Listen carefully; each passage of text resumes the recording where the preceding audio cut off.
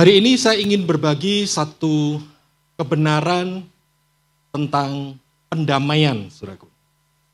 Satu karya Kristus tentang pendamaian. Saya akan mengajak saudara untuk melihat bagaimana kasih karunia Tuhan, belas kasihan Tuhan, itu sudah ditunjukkan oleh Tuhan sejak zaman purbakala, bahkan akhirnya semuanya dipenuhi di dalam Kristus. Kenapa pendamaian itu menjadi sesuatu yang sangat penting? Karena yang namanya dosa atau kesalahan, mungkin bisa dibantu? Ya, yang namanya dosa atau kesalahan atau kejahatan, itu selalu menuntut yang namanya pembalasan.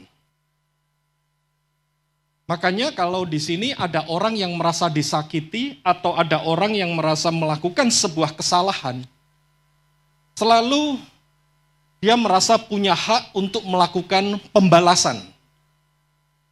Dan semakin sering dia menghadapi kesalahan orang lain atau dia disakiti, dia semakin merasa sangat berhak untuk menghancurkan kehidupan seseorang. Makanya kalau seseorang melakukan sebuah kesalahan, dia merasa sangat tertuduh. Kenapa? Karena yang namanya manusia itu selalu menuntut yang namanya pembalasan. Dan hal itu terjadi sejak zaman Kain. Kain melakukan dosa pertama kalinya dengan dosa pembunuhan. Dan di situ mulailah terjadi yang namanya menuntut balas. Makanya Kain sangat takut untuk bertemu dengan banyak orang. Bukan hanya di situ, bahkan hal ini juga terjadi kepada keturunannya Kain. Keturunannya Kain lebih hebat lagi, ketika keturunannya Kain membunuh orang lain, dia sangat ketakutan dan kemudian bahkan dia bilang, jika Kain harus dibalaskan 7 kali lipat, maka Lamek 77 kali lipat. Makanya di sepanjang era kehidupan manusia, yang namanya pembalasan itu selalu terjadi. Misalkan aja saya berbuat salah gitu ya, saya berbuat salah.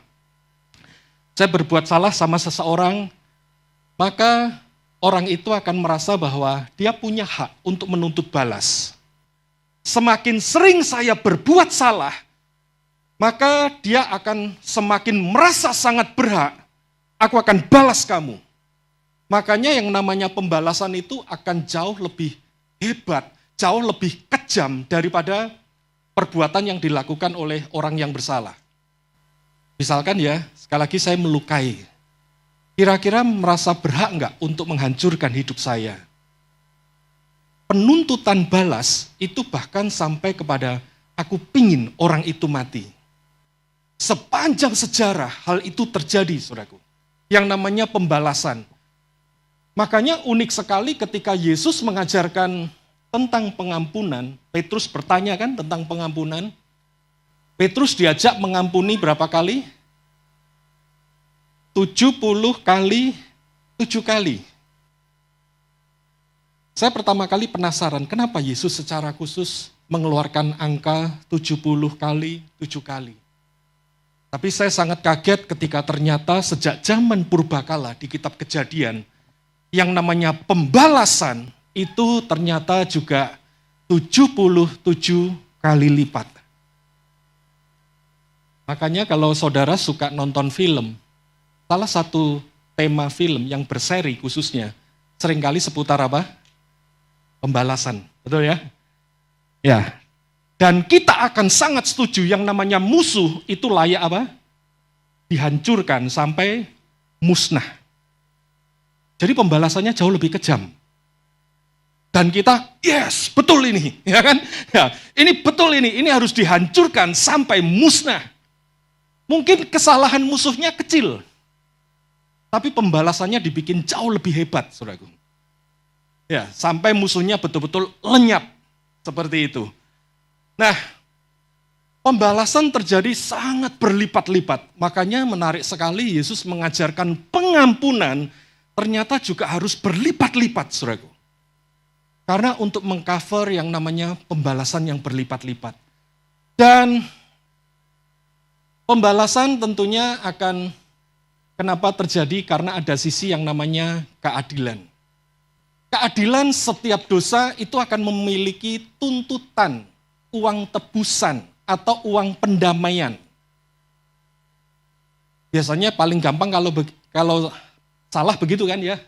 Terus ada apa? Uang pendamaian. Nah, saudara bisa baca ya, itu di ayatnya ya, di Keluaran. Ya, jadi kalau kamu berbuat salah atau ternakmu menyerobot orang lain dan orang lain luka, maka ganti aja dengan uang tebusan. Uang tebusan makin besar, makin puas nggak hati kita? Keserempet sepeda motor, cuman keserempet, hanya lecet. Seharusnya modalnya hanya betadine dan Tensoplas. Ya, saya sebutkan 2 merek yang murah, ya kan? Betadine dan Tensoplas. Tapi ditukar 200.000. Tersenyum enggak? Hanya diserempet motor, jatuh, ya lecet kecil, ya cukup betadine, itu pun enggak habis kan betadinnya ya. Ya enggak habis ya kan, sisa banyak, lalu cuma Tensoplas 1, udah tertutup dah. Tapi diganti 200.000.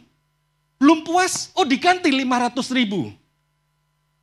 Kesalahan menuntut pembalasan, dan kenapa itu terjadi? Karena ada sisi yang namanya orang ingin keadilan itu ditegakkan. Bahwa yang namanya dosa, kesalahan, itu butuh pembalasan. Dan kalau sampai kita tidak diizinkan untuk membalas, maka cukup ganti aja dengan uang tebusan. Dikasih uang tebusan, selesai, cukup. Semakin tidak mampu membayar uang tebusan, yang terjadi apa? Hutang. Karena udah nggak mampu. Kesalahannya sangat banyak. Semakin banyak kesalahannya, dia tidak mampu membayar uang tebusan, maka yang terjadi adalah hutang. Dan bagaimana Yesus mengajarkan doa Bapa kami? Versi bahasa Inggrisnya menarik sekali kan?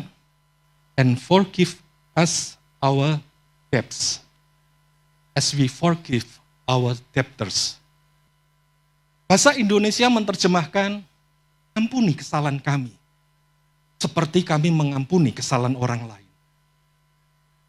Tapi terjemahan bahasa Inggris menarik sekali, ampuni hutang-hutang kami.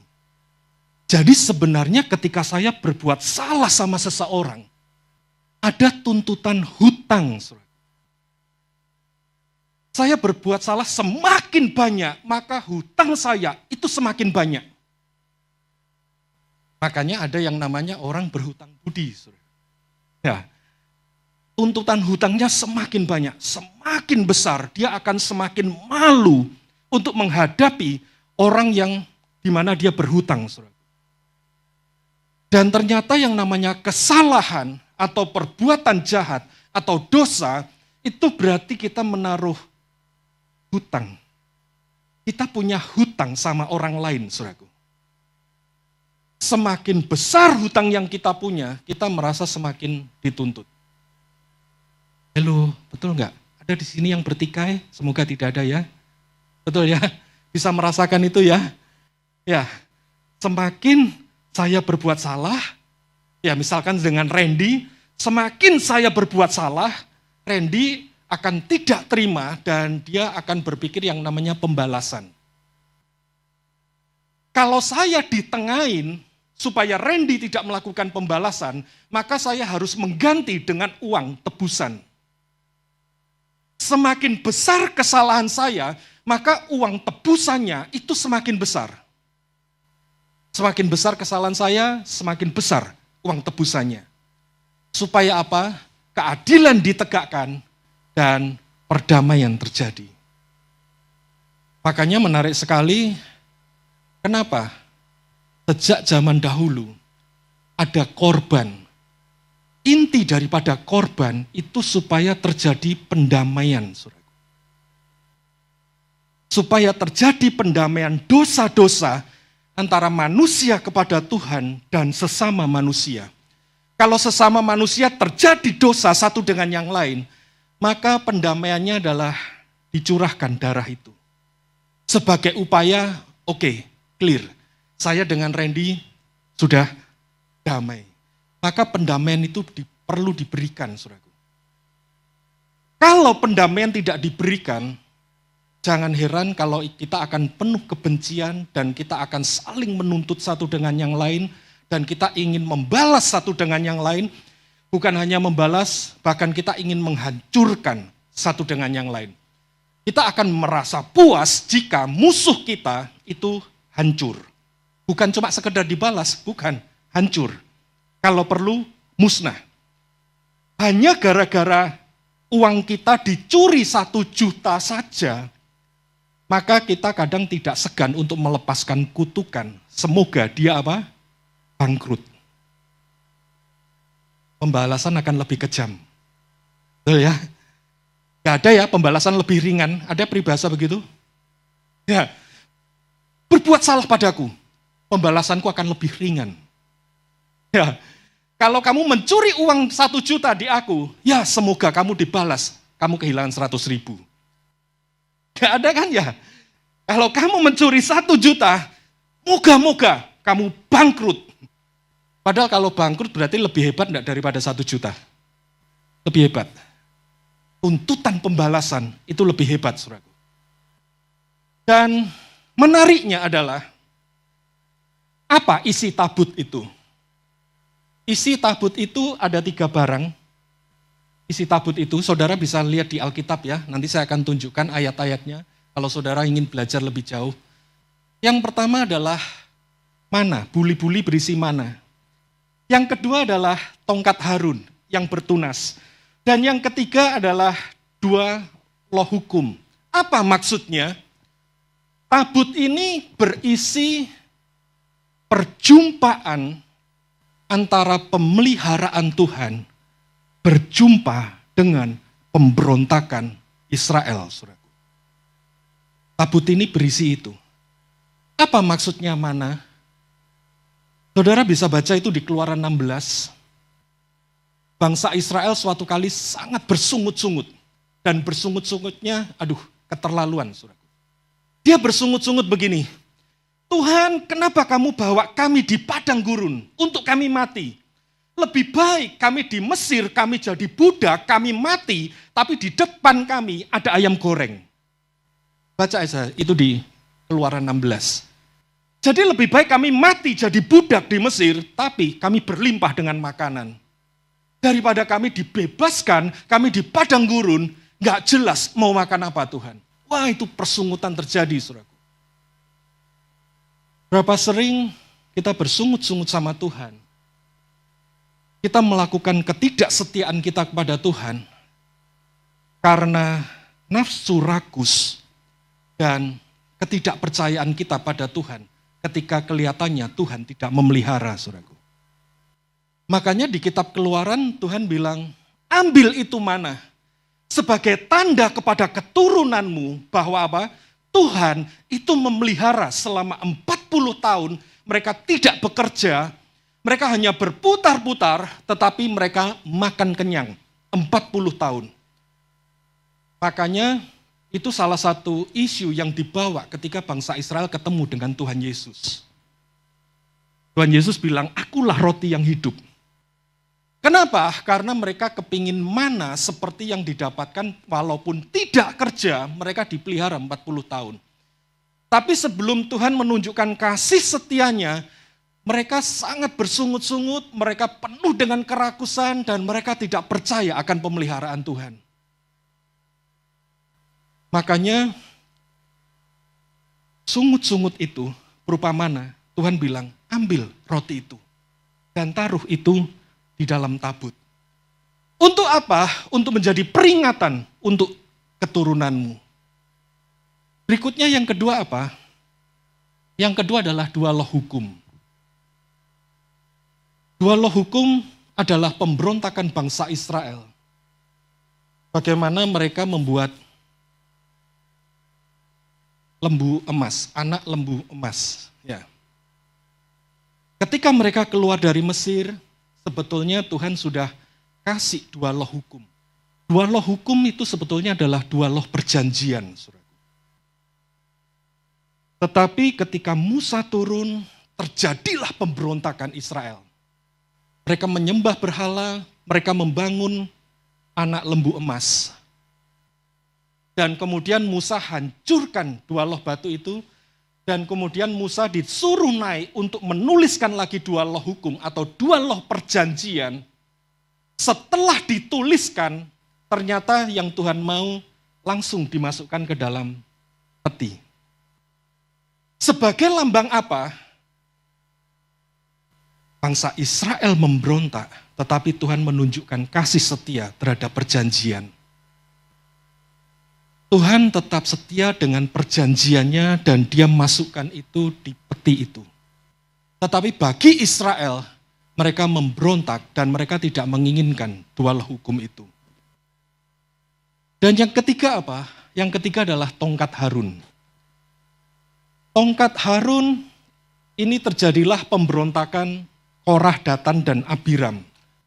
Pemberontakan itu pemberontakan tentang apa? Pemberontakan bahwa mereka sangat tidak puas dipimpin oleh Tuhan melalui Musa, Harun. Mereka sangat tidak puas. Singkat cerita, kemudian Musa disuruh oleh Tuhan untuk mengumpulkan semua tongkat para pemimpin. Dan akhirnya punya Harun yang bertunas. Dengan kata lain, Tuhan memilih Harun. Dan kemudian tongkat itu disimpan di dalam peti. Sebagai lambang apa? Bangsa Israel memberontak, tidak percaya akan tuntunan Tuhan, tetapi Tuhan menunjukkan tuntunannya. Seringkali ini menjadi polemik buat kita secara pribadi. Berapa sering kita juga terjebak karena nafsu kerakusan, nafsu tidak percaya sama Tuhan, kita bersungut-sungut, kita ngomel, tetapi Tuhan tunjukkan kasih setianya. Kemarin saya bertemu, bertemu dengan salah satu anak rohani saya, dan saya cuma kasih dia satu tips aja. Apa tips itu? Belajarlah berhenti untuk berkeluh kesah mulutmu. Karena dia tanya sama saya, kok kamu nggak pernah khawatir lah? Oh sering, saya bilang, saya sering khawatir. Ya bahkan saya sangat sering untuk menjadi panik. Tapi sampai pada satu titik, saya belajar sesuatu yang sangat simpel, yaitu apa? Saya belajar mulut saya berhenti bersungut-sungut. Mulut saya berhenti untuk berkeluh kesah. Dan saya cuma bilang sama dia, praktekin aja. Ketika mulutmu berhenti berkeluh kesah, mulutmu berhenti untuk bersungut-sungut, percayalah kekhawatiran itu akan menjadi berkurang, saudaraku.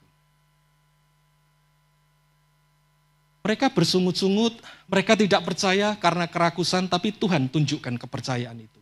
Tuhan tunjukkan kasih setianya. Dan ini semuanya disimpan, saudaraku. Jadi bagi bangsa Israel, 3 tanda ini adalah 3 tanda di mana mereka melakukan dosa yang sangat besar.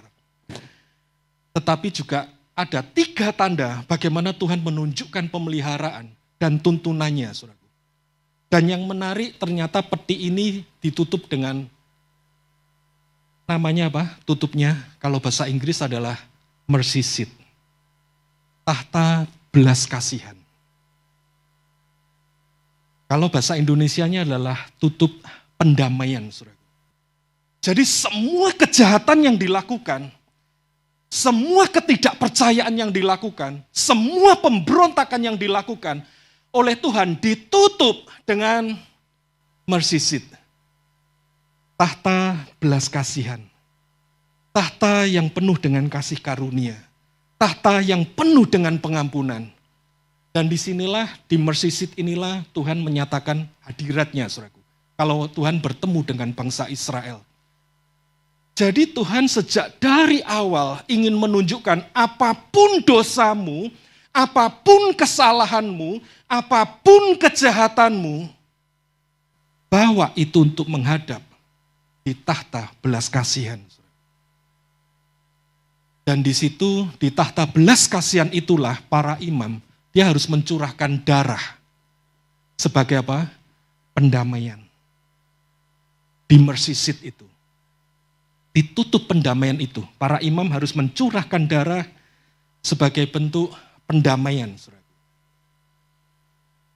Dan Yesus telah ditentukan untuk menjadi jalan pendamaian karena iman di dalam darahnya. Hal ini dibuatnya untuk menunjukkan keadilannya. Karena ia telah membiarkan dosa yang telah terjadi dahulu pada masa kesabarannya. Tuhan bersabar saudaraku dengan semua dosa itu. Semuanya ditutup dengan mercy seat. Semuanya ditutup saudaraku. Apapun kejahatan kita semuanya ditutup dengan tahta belas kasihan saudaraku. Tuhan menunjukkan kesabarannya. Tetapi Yesus harus datang untuk menjadi darah yang dicurahkan di tahta belas kasihan itu. Kira-kira maksudnya pendamaian itu apa sih? Maksudnya pendamaian itu begini, saudara. Yosa, sini aja. Ya, yang modelnya pecicilan, sini. Ya, Yosa. Saya minta bantuannya Yosa, kemudian saya minta bantuan satu lagi, siapa ya? Jangan deh, kasihan Rio. Ya, saya berbelas kasihan padamu Rio. Odi aja, Odi. Sini Odi. Saya mau tunjukkan saudara, apa maksudnya pendamaian, saudaraku. Yang dimaksud dengan pendamaian itu seperti apa? Jadi contohnya begini, Yosa di sini. Nah, taruhlah Audi ini taruhlah pencinta moge. Ya, sesuai badannya, gede. Ya, dia pecinta moge misalkan. Dia punya koleksi moge. Dan kemudian dia beli varian terbaru, taruhlah harganya 350 juta. Ya, beli moge terbaru. Datanglah si Yosa. Modelnya pecicilan, ya kan? Nah, Yosa ini tidak pernah naik moge. Naiknya motor bebek. Ya, meskipun Matic yang kecil-kecil. Bukan Matic yang gede-gede. Melihat Audi beli moge 350 juta, dia tertarik untuk nyoba. Dikasih nyoba enggak? Enggak. Nah, ya kan? Enggak, ya kan? Naikmu bebek kok coba-coba moge, betul ya? Enggak kasih. Dasar modelnya Yosa, maksa terus. Singkat cerita, terpaksa dipinjemin. Untuk nyoba. Waduh, ya kan katanya ya. Waduh, ya kan? Ya, dia udah mulai gusar. Kenapa? Tiba-tiba enggak sampai 1 jam, hanya setengah jam, jatuhlah mogenya. Nabrak beton lagi. Hancur enggak? Hancur. Nah, dasarnya Yosa, dia cuman bilang begini, alah Didi, ada asuransinya kan Di? Nah, ya kan? Tak bayar, berapa sih klaim asuransinya? 200.000, tak bayar 200.000. Sakit hati enggak? Ya, sakit. Sakit hati. Moge jatuh, nabrak beton, hancur, hanya dibayar 200.000 dengan asuransi klaim. Cuman itu aja. Puas enggak? Enggak. Kira-kira bertengkar enggak? Tergantung apa? 200.000-nya dikasih enggak itu ya? Kira-kira gitu kok. Oh ternyata cukup 200.000. Ya, jadi kalau dia beli barang ada asuransinya pinjam aja teman-teman. Ya. Yang penting bayar klaimnya. Kira-kira bermusuhan enggak? Iya. Iya, dia akan bermusuhan. Mereka akan saling bermusuhan dan kira-kira bagaimana Audi akan memandang Yosa? Sudah pasti Audi akan memandang Yosa itu orang yang sangat buruk. Bahkan kalau dia ingin balas, dia kepingin balas. Kenapa? Karena sakar PDW. Kira-kira Yosa bisa enggak datang lagi ke rumahnya Audi? Diterima enggak? Enggak. Pintunya ditutup. Ya, dikasih foto Yosa dicoret, dilarang masuk. Ya, itu. Nah, yang namanya pendamaian, saudaraku. Saya sebagai teman Audi, saya sebagai teman Yosa, saya harus memenuhkan tuntutan keadilan buat Audi. Ada rasa tidak terima. Dan saya cuma bilang begini, Audi, itu berapa harganya? 350. Oke, tak belikan yang tahun terbaru dan limited edition, 450. Seneng nggak? Seneng dong. Seneng ya kan? Ya. Dia akan puas. Enggak cukup sampai di situ. Audi, itu buatan mana? Misalkan dia bilang, oh itu buatan Jerman. Oke, kamu tak ajak tur ke pabrikannya di Jerman. Happy nggak? Happy dong. Happy, ya kan? Karena saya sudah kasih dia yang versi terbaru dan limited edition, harganya berlipat 450, bahkan saya plus kasih ajak dia tur ke pabrikannya. Kira-kira kalau ketemu Yosa gimana? Sudahlah. Apa? Ya, Sudahlah ya. Ya sudahlah ya kan. Bahkan mungkin yang 350 dikasih ya. Iya wis. Ya wis ya kan. Belum masuk servis ya kan. Udah kasih aja rongsokannya. Ya. Ya. Itulah yang disebut dengan pendamaian, saudaraku. Sehingga dengan apa yang saya lakukan, saya bisa mengajak Yosa untuk bertemu lagi kepada Audi. Bagaimana Yosa bisa berjumpa dengan Audi? Yosa bisa berjumpa kembali dengan Audi karena Yosa sudah saya tebus kesalahannya dan Audi melihat Yosa atau melihat saya. Kalau saya mengajak Yosa ketemu dengan Audi, Yosa akan melihat siapa? Saya. Audi bersedia ditemui oleh Yosa karena saya yang mengajak. Karena saya yang mengajak, yang sudah kasih dia moge 450 plus tur ke pabrikannya, maka Audi akan penuh dengan sukacita ketika dia lihat Yosa. Kenapa? Karena Audi melihat saya, itu aja. Bukan karena Yosanya, kalau tanpa saya dan belum saya tebus, ya kan, oh dia sebel, dikasih foto Yosa dicoret, ya kan, ya dilarang masuk, itu. Itulah tugas yang dilakukan oleh pendamaian, saudaraku. Saya mau tambahkan satu ayat, coba dibuka di Ibrani 10. Jangan duduk dulu ya. Ya. Coba dilihat Ibrani 10. Ibrani 10 ayat 19 berkata demikian. Ibrani 10 ayatnya yang ke-19. Jadi saudara-saudara, oleh darah Yesus kita sekarang penuh keberanian dapat masuk ke dalam tempat kudus. Oleh karena darah Yesus, sekarang kita punya keberanian untuk masuk ke dalam tempat kudus. Apa sih yang membuat kita itu berhak untuk masuk di dalam hadirat Tuhan? Kita berhak masuk di dalam hadirat Tuhan, itu bukan karena penyembahan kita bagus. Bukan. Bukan karena lagu-lagu yang kamu nyanyikan tepat. Bukan. Bukan karena lagunya terlalu banyak, maka kamu bisa masuk hadirat Tuhan. Bukan. Kita bisa masuk ke dalam ruang kudus, kita bisa masuk ke dalam hadirat Tuhan. Seperti saya sebagai orang yang membawa pendamaian, dengan darah saya bisa mengajak Yosa untuk masuk ke dalam ruang kudus. Kenapa? Karena Bapa melihat kepada Yesus. Sehingga istilahnya gini loh, kita sebagai manusia bejatnya kaya apapun juga, gara-gara darah Yesus yang sudah memperdamaikan, meskipun manusia bejat ini masuk, Bapa itu menerima. Kenapa? Dia lihat Yesus yang sudah menjadi pendamaian untuk semua pemberontakan-pemberontakan yang sudah dilakukan. Itulah yang disebut dengan pendamaian oleh karena darah Yesus, saudaraku. Makanya ayat selanjutnya mengatakan demikian.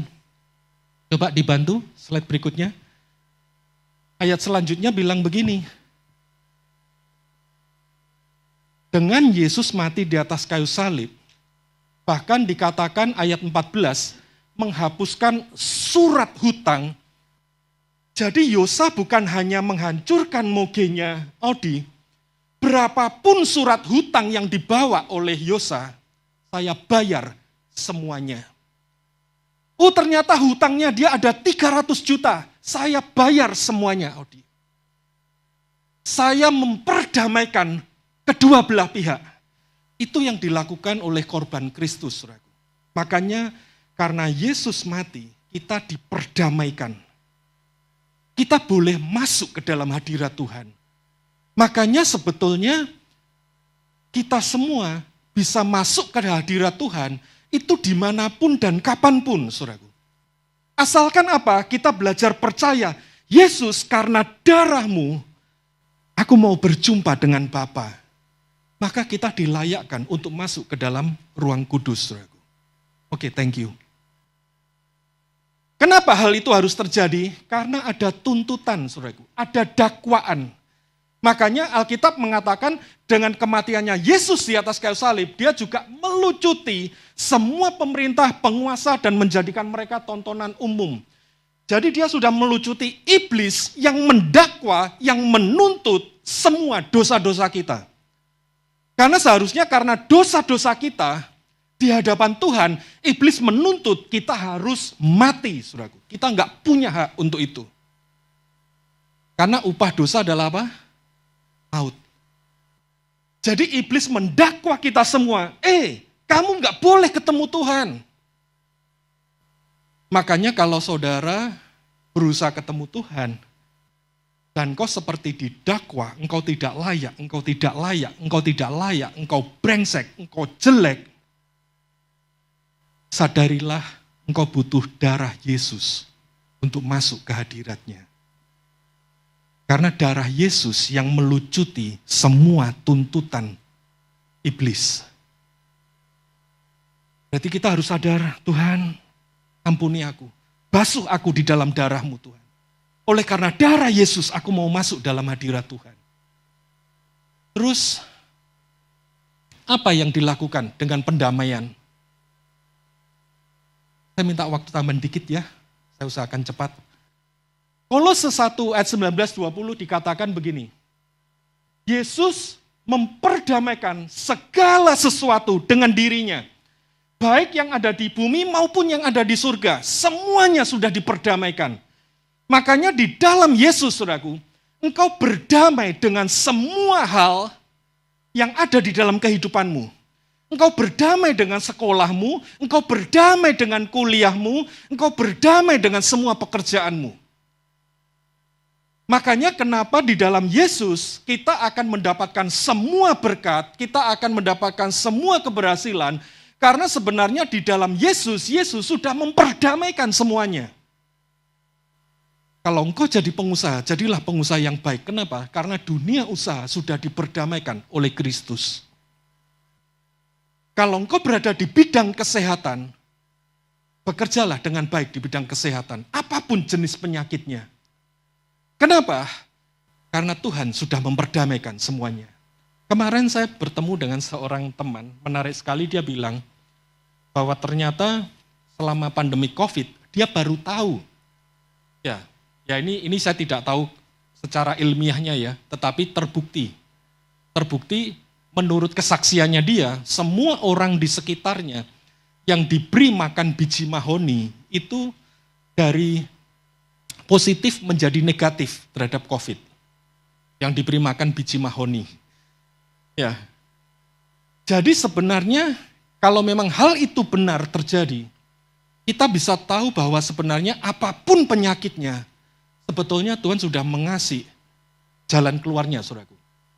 Dia menggunakan biji mahoni karena dia mendapatkan sebuah insight, tiba-tiba seperti Tuhan bicara, pakai biji mahoni. Dan akhirnya dia berikan itu kepada banyak orang. Dan yang positif rata-rata jadi negatif semua. Kemudian yang terakhir, saudara. Yang terakhir dia memperdamaikan apa? Dia memperdamaikan terjadinya perseteruan. Perseteruan antara apa? Salah satu perang yang paling abadi itu adalah perang suku. Perang suku itu salah satu yang paling abadi. Orang Jawa akan curiga dengan orang Tionghoa. Orang Tionghoa akan curiga dengan orang Jawa. Orang Jawa tidak bisa bersatu sama orang Batak misalkan. Orang Batak juga tidak suka sama orang Timor. Salah satu perseteruan yang paling abadi itu adalah kecurigaan terhadap perbedaan suku. Sehingga perbedaan suku akan membuat kita saling serang satu dengan yang lain. Yesus memperdamaikan perseteruan. Oleh sebab itu saya sangat percaya kenapa gereja tampil sebagai komunitas yang sangat unik pada waktu itu. Karena pada waktu itu yang namanya orang bertengkar antar suku itu biasa. Jangankan zaman dulu, zaman sekarang aja. Orang Kalimantan Dayak pernah perang lawan siapa? Madura. Di Ambon perangnya perang agama, betul ya? Ya, kalau Ambon perangnya perang agama. Perang agama salah satu perang yang juga paling abadi. Apa maksudnya Yesus membawa perdamaian? Maksudnya Yesus membawa perdamaian begini. Gereja harus tampil menjadi satu komunitas di mana perdamaian Kristus itu ditunjukkan. Makanya kalau kita lihat gereja mula-mula, kenapa sangat disukai oleh orang-orang di sekitarnya? Karena gereja mula-mula mendemonstrasikan sesuatu yang aneh. Ini nggak pernah ada seperti ini. Jangan lupa pada waktu itu Petrus memulai khotbahnya, itu banyak bangsa berkumpul di Yerusalem pada waktu itu. Jadi yang namanya gereja, di sini orang Tionghoa boleh angkat tangan? Itu Tionghoa. Oke, saya minta Angel, maju Angel. Ya. Orang Jawa, boleh angkat tangan? Jawa, ya sekarang Rio maju. Ya. Dari tadi kamu dapat request masalahnya, ya kan? Nias. Ya, maju, Nias. Yuk. Yang dari Kupang, Timur, Gisel. Ambon, mana yang Ambon? Ambon Manise. Papua ada? Ada lagi dari suku yang tidak disebutin? Ada? Dayak ada? Dayak dari Kalimantan? Oh belum datang. Ya masih pakai kostumnya. Madura. Tetangga kita. Ada? Makassar, mana Makassar? Oh ini nih Makassar Cina. Yang Makassar asli. Ini KW nih. Makassar KW. Suku yang Makassar asli, ada? Gak ada, Bugis. Ada lagi yang suku di luar ini? Ada? Batak. Mana Batak? Batak. Oh, Apri. Apri itu beda ya dengan Gisel ya? Suku apa Apri? Sumba. Sini Apri, Sumba. Ada lagi yang lain? Gak ada lagi yang lain. Nah, saya mau beritahu teman-teman. Salah satu peperangan yang abadi itu adalah peperangan suku. Suku itu diciptakan oleh Tuhan. Suku itu menunjukkan perbedaan, tapi tidak seharusnya terjadi pertikaian. Orang Tionghoa, ya, sipitnya lumayan ya. Orang Tionghoa akan menaruh curiga kepada suku-suku yang lain. Orang Jawa juga akan memandang, waduh, Tionghoa itu keterlaluan, tidak mau membaur sama kita. Ya kan? Demikian juga Sumba mungkin juga akan punya kecurigaan dengan yang lain. Si Ambon juga akan merasa curiga dengan yang lain. Ya kan? Oh curiga dengan dirinya sendiri, kasihan ya. Kasihan sekali dirimu. Ya.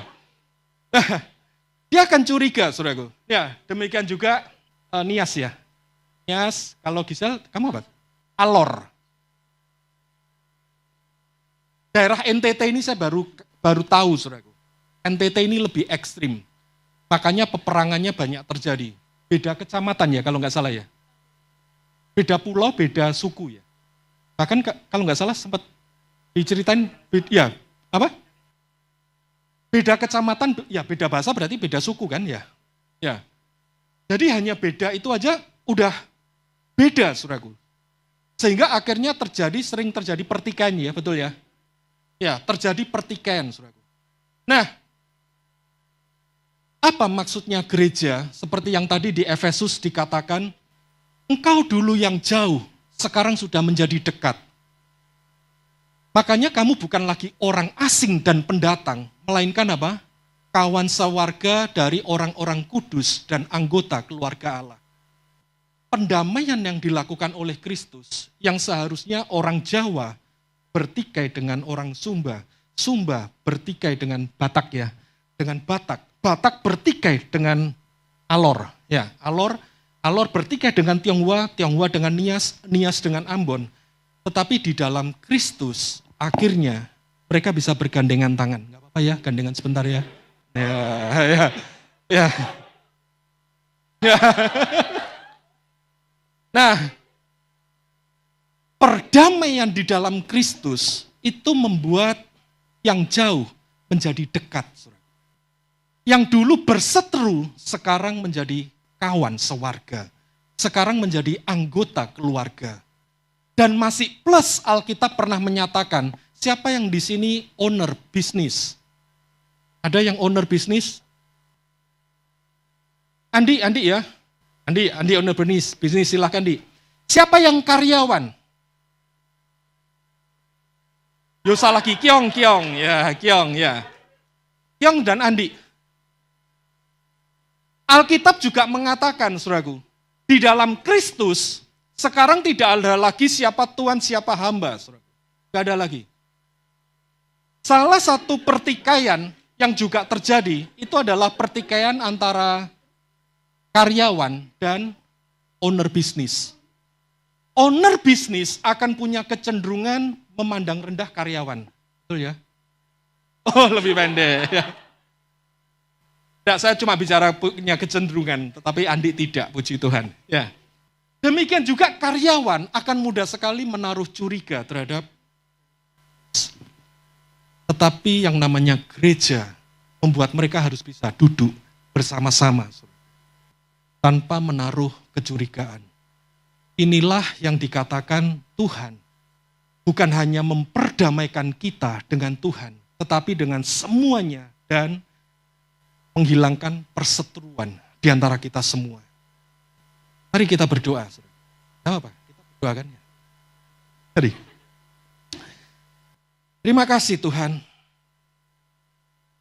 Tuntun kami Tuhan untuk hidup di dalam perdamaian-Mu.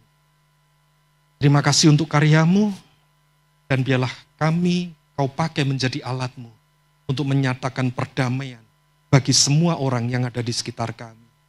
Di dalam nama Tuhan Yesus. Amin.